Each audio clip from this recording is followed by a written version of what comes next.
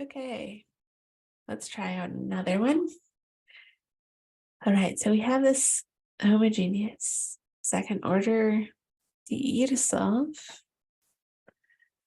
I have the derivative formulas up just as a reminder. Let's get started. So we're going to take the Laplace transform of both sides.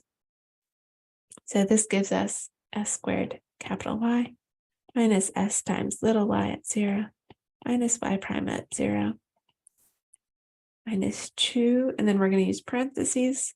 So s times capital Y minus little y at 0 plus 4 times the way that we write Laplace transform of y is just with a capital Y. Okay, and then the Laplace transform of 0 is just equal to 0.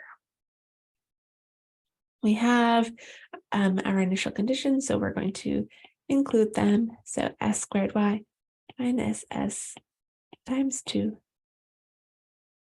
minus 0 minus 2sy plus 2 times 2 plus 4 times y equals 0. Sorry, folks, I was just distributing that. Okay. Now our goal is going to be to solve for y. We see it in 3 spots. So we're going to move everything that doesn't have y as a factor in it over to the other side. So we have s squared y minus 2sy plus 4y. And then on the other side, here we're going to have 2s minus 4. Okay. All right, since we have this common factor of y, we can factor it out so that we have s squared minus 2s plus 4 times y. And then it's just a matter of dividing over.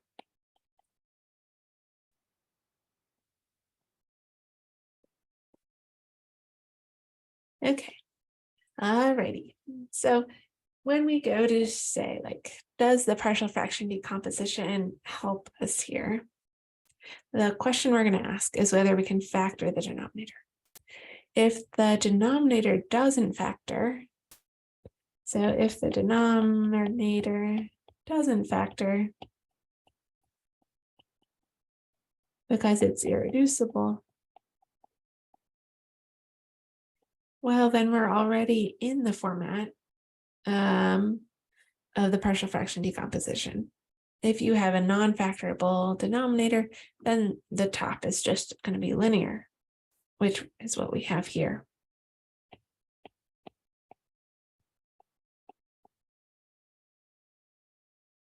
In terms of the partial fraction decomposition. Okay. So we can check whether or not our denominator factors. We might expect it, and we might be a little bit nervous about it because we don't see a factorization right off the bat. And we can check by looking at the discriminant, the inside of our square root from the quadratic formula, b squared minus 4ac. In this case, it's going to be equal to negative 2 squared minus 4 times 1 times 4. And so we have 4 minus 16, or negative 12. Because this is negative, it means that the denominator is a quadratic that has no real roots.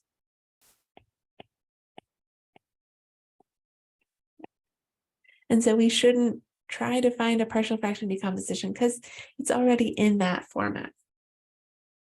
Okay, so what I'd like you to do is just take a moment and look at your sheet, at the examples where it looks like we have, here, and I'll share my screen as well.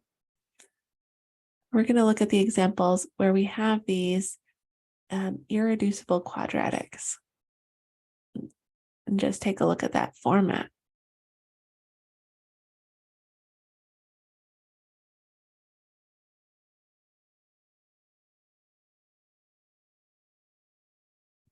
Okay, so we see an irreducible quadratic in sine of AT and in the Laplace transform of cosine. And also here, if we look at these e to the at sine of bt's and e to the at cosine of bt's, notice that you have a perfect square plus another perfect square. And so these values are always going to be like, there's no way for it to cross the x-axis. Either this is like these denominators are always positive and never equal to 0. Okay. So our goal is going to be to match these terms 9 and 10 here. And so to do that, we're going to need to do a little bit of rewriting as squares. Okay. So I'm going to just rewrite these formulas that we're going to be trying to match, and then we'll get back to it.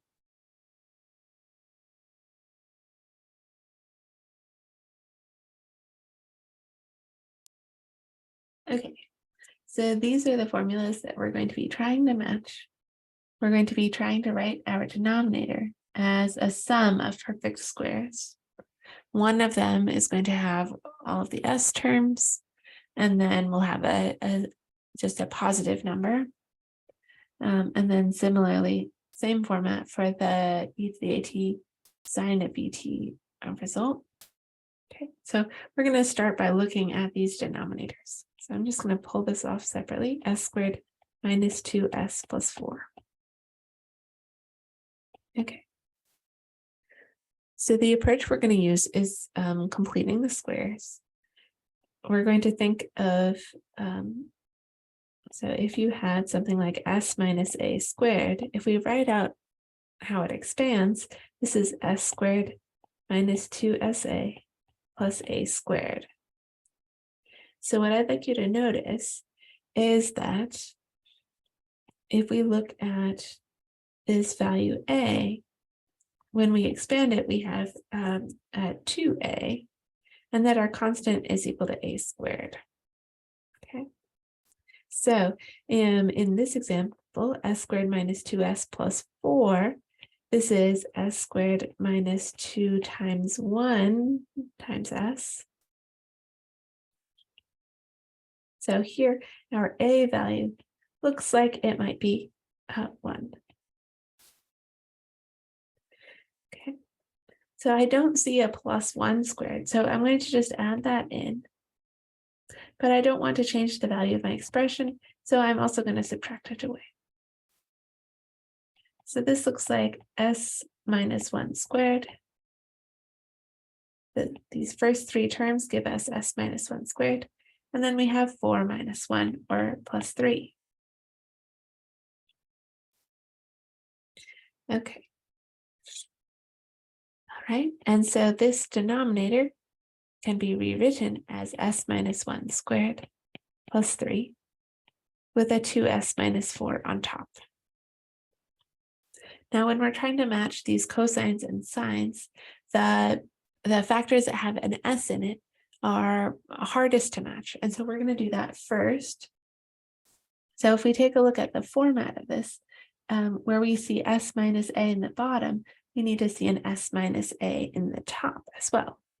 So here our a is equal to 1, and our b squared is equal to 3. So b is equal to square root of 3. Okay, so I'm going to be rewriting my top so that it looks like 2 times s minus 1. We don't want to actually change the value of our expression. So since I've subtracted an extra 2, I'm going to also add in an extra 2. So this gives us 2 times s minus 1 over s minus 1 squared plus 3. And then we had minus 2.